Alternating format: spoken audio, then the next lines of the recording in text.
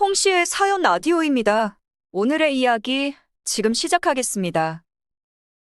남자친구와는 반반 결혼을 하기로 했어요.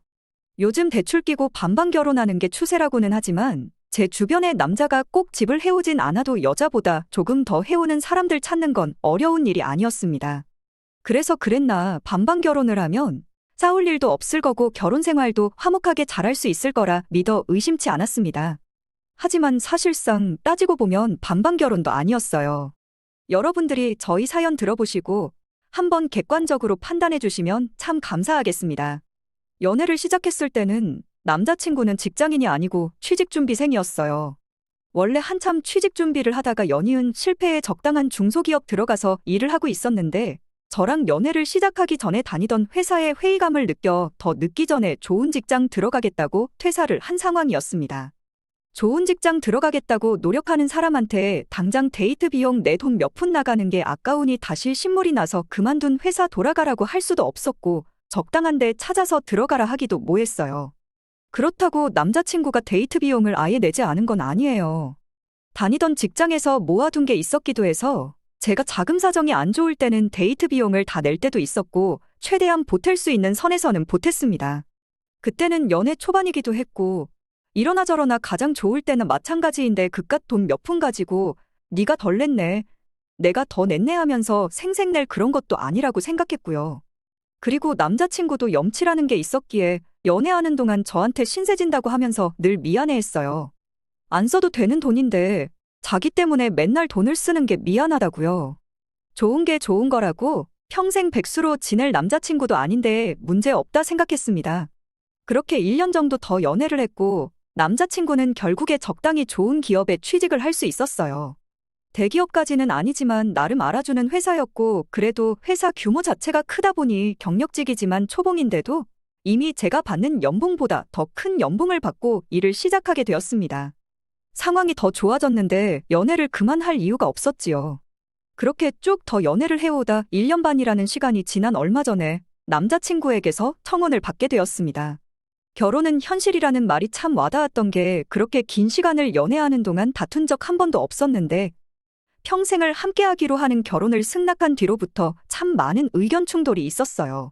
실제로 그 의견 충돌 덕분에 싸우기도 했고요. 결혼은 처음에 적었다시피 반반 결혼을 하기로 했었어요. 저는 남자친구보다 경력이 길었지만 벌이만 두고 본다면 더 적었어요.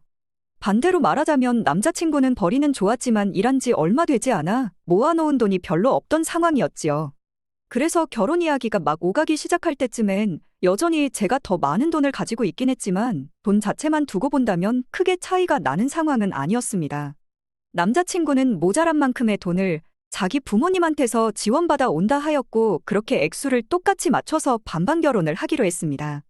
하지만 남자친구가 집에서 받아온 지원금이라고 해봐야 고작 1,500 정도밖에 되지 않았고 저희가 모아놓은 돈만 가지고는 서울에서 신혼살림은커녕 반전세 들어갈 보증금 구하기도 힘들겠다 하는 생각이 들 정도였어요. 그나마 다행인 건 남자친구 회사에서 직원들 복지를 위해 좋은 금리로 대출을 해주는 제도가 있었다는 거예요. 그런데 막상 그걸 활용해 대출을 받으려니 한도가 그렇게 많은 편은 아니었습니다. 결국 여전히 전세라도 구하려면 추가적인 대출을 받아야 하는 상황이었어요. 남자친구는 자기 회사가 역시 큰 회사라서 너네 회사랑 다르게 복지제도가 좋네 어쩌네 하면서 온갖 잘난 척은 다 하더니 대출액이 그렇게 많지 않다는 사실을 알게 되니 그제서야 태도가 바뀌더군요. 반반 결혼하기로 했는데 대출 또한 당연히 반반 해와야 하는 거 아니냐며 저보고도 똑같은 금액을 대출받아 오란 말을 꺼내더라고요. 막상 대출받을 땐 이자는 같이 갚아나가자 하더니 이렇게 모자란 금액을 떠넘길 거라고는 생각도 하지 못했어요.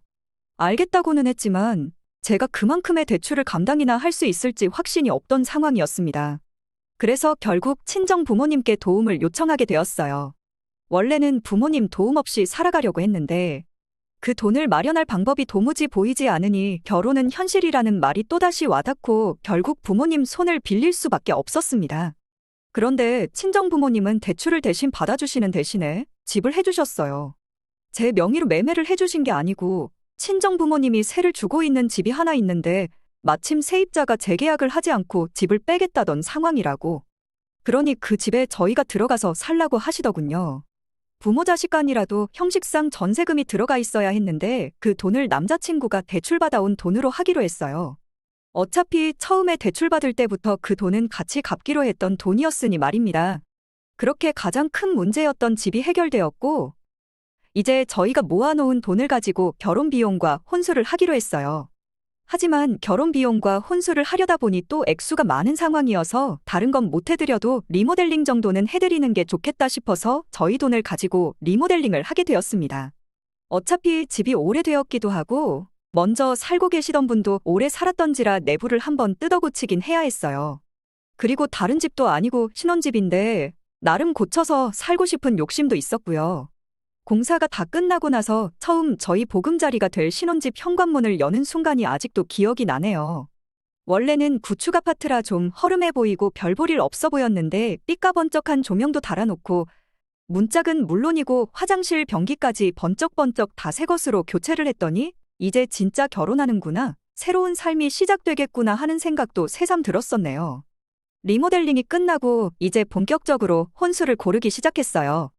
혼수를 먼저 골라두고 리모델링을 했으면 더 좋았겠다는 생각이 드는 게 주방에 인덕션 사이즈며 냉장고, 에어컨은 어디에 설치해서 어디로 호스 빠져나갈 구멍을 만들 것이며 전기 코드는 어떻게 해야 깔끔하게 떨어질지 미리 준비할 수 있었겠구나 하는 후회가 들었습니다. 하지만 뭐 늦었는데 어쩌겠어요? 그렇게 가전을 고르기로 했는데 자리가 나지 않아서 김치냉장고는 따로 안 하기로 했는데 김치냉장고가 가전 목록에 들어가 있더라고요. 데이트할 때도 딱히 김치를 좋아하는 사람이 아니었던지라 웬 김치냉장고냐고 했더니 이건 지네 엄마 집으로 갈 거랍니다. 그 말을 듣고 어이가 없었지요. 웬 예비시댁 가전을 우리 혼수 목록에 넣냐고. 빼라고 하는데 가만 보니까 2개씩 있거나 필요 없는데도 들어가 있는 게 한두 개가 아니더라고요. 아예 엄마 집 가전 전체를 이참에 싹 다 바꿔드릴 생각이었나 봐요. 반반 결혼하기로 했는데 예비시댁 가전을 바꿔주는 게 뭐 하자는 플레이냐고 딱 잘라 말했어요. 그랬더니 남자친구가 노발대발하면서 너야말로 웃긴다고 우리 결혼 자금 가지고 엄마 집을 리모델링 해줘놓고 저보고 내로남불하고 있다고 소리를 치는 겁니다. 어차피 반반 결혼하기로 한 돈인데 니네 집에 리모델링으로 들어간 1,500만큼 우리 집에 가전제품 사서 보내겠다는데 그게 뭐 잘못된 일이냐며 입에 개거품까지 물고 소리를 치더라고요. 그래서 그거랑 같냐고 했습니다. 친정 부모님 덕에 우리가 아끼고 들어간 돈이 얼만데 그리고 리모델링이 우리가 살 만큼 살고 나서 나갈 때 해드리는 것도 아니고 우리 신혼집으로 살 집을 깔끔하게 고쳐서 살려고 한 거 모르냐고 따졌지요. 애초에 당장 그 집에서 몇 년을 더 살아야 할지도 모르는데 1,500만 원치 리모델링한 게 그렇게 아깝냐고 따졌더니 남자친구가 뻔뻔하게 한다는 소리가 아주 가관이더군요. 집을 자기가 해오는데 혼수까지 내 돈으로 하는 거나 마찬가지인 거 모르냐고 거기까지도 참았는데 남는 돈으로 내 부모 집에 가전제품 좀 바꿔드리겠다는데 뭐가 그렇게 문제냐고 하는 겁니다. 그 말을 들으니 진짜 양보도 안 되고 어이가 없더라고요. 지금 무슨 소리를 하는 거냐고 따졌지요. 집을 왜 네가 해오는 거냐고. 우리 부모님이 집을 내주셔서 거기서 살게 되었는데 어떻게 집을 너가 해왔다고 할 수 있느냐고 한번 드러나 보자고 했어요. 남자친구는 기어이 선을 넘더군요. 자기가 대출받아온 돈으로 전세계약 넣지 않았냐, 그러니 내가 집을 해온 거나 마찬가지다 하는 겁니다. 우리 어머니 덕분에 시세보다 훨씬 싸게 들어간 거고 그 대출마저도 같이 갚아나가기로 했는데 어떻게 그게 네 혼자 해온 돈이 되는 거냐고 했어요.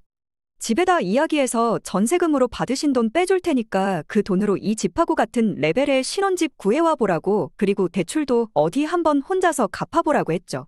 그러면 너가 집 해왔다는 소리 인정해주고 혼수로 시댁 가전을 싹 다 바꿔주든 효도여행으로 왕복 우주여행을 시켜드리든 내가 아무 말도 안 하겠다고 했습니다.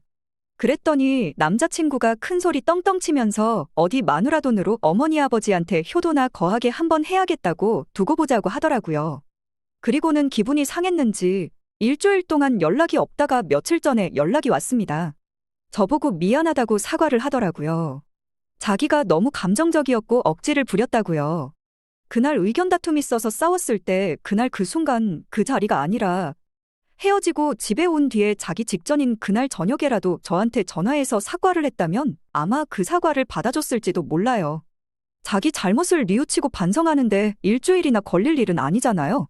그런데 이렇게 긴 시간이 걸렸다는 건 아마 진짜로 자기가 그 돈만 가지고 집을 해올 수 있나 백방으로 알아보고 다녔겠지요. 그래도 연애한 시간이 2년이 넘는데 남자친구가 어떻게 생각하고 어떻게 행동했을지가 뻔히 보였어요. 그리고 문득 내가 연애할 때 알았던 그 사람이랑 참 다른 모습밖에 없는 사람이구나 하는 생각이 들었습니다. 그때는 염치라는 게 있는 사람인 줄 알았어요. 어떻게든 데이트 비용 내려고 노력하고 제 돈 쓰는 걸 가지고 미안해할 때는 말이지요. 그런데 이제 와서 보니 이렇게 모렴치한 사람이었나 싶고 이번 일이 시작이면 시작이지 끝은 아니겠다는 생각이 들더라고요. 그래서 연락 안 하고 지냈던 일주일을 빌미삼아 파혼하자고 했습니다. 남자친구와는 그렇게 파혼하게 되었어요. 아니나 다를까 리모델링한 데 들어간 자기 돈 절반하고 대출 시작과 동시에 발생한 이자까지 해서 자기한테 800만 원을 보내라는 연락이 왔어요. 엎드려 비는 것까진 바라지도 않았지만 저렇게 칼같이 계산을 하고 나오니 이 사람한테 결혼은 나랑 함께 시작할 새로운 삶이 아니라 그냥 숫자 노름에 불과했구나 하는 생각이 들어서 오히려 후회는 없었습니다. 그리고 그 800만 원도 돌려줬어요. 대신 남자친구가 하려던 소원을 들어줬지요. 800만 원을 가지고 남자친구 부모님 집으로 김치냉장고며 에어컨이며 가전제품으로 사서 보내버렸습니다. 그걸 돈으로 돌려줘야지 왜 상의도 없이 그렇게 보냈냐며 노발대발하는 남자친구한테 그래도 너 덕분에 우리 엄마 집 리모델링 하게 되었지 않느냐고. 우리 엄마 재산이 더 늘어나게 된 거나 마찬가지인데 똑같이 갚아주는 게 이치에 맞는 것 같아서 그렇게 했다고 했어요. 지가 그래도 니네 집에 리모델링 해준 돈만큼 엄마 가전제품 바꿔주겠다는 소리는 기억을 하는지 제 말에 아무 대답도 못하고 전전긍긍 하고 있더라니까요. 그래도 마지막에 한 방 크게 갚아주고 열받아 하는 그 꼴을 봤으니 속은 참 후련했습니다. 이미 지나가버린 시간은 돌아오지 않겠지만 그래도 후회가 남지는 않아요. 괜히 질질 끌어서 더 큰 후회를 했을 수도 있었을 테니 말입니다. 오늘의 이야기는 여기까지입니다. 이렇게 찾아주셔서 정말 감사합니다. 다음에도 더 좋고 더 통쾌한 사연으로 찾아뵙겠습니다.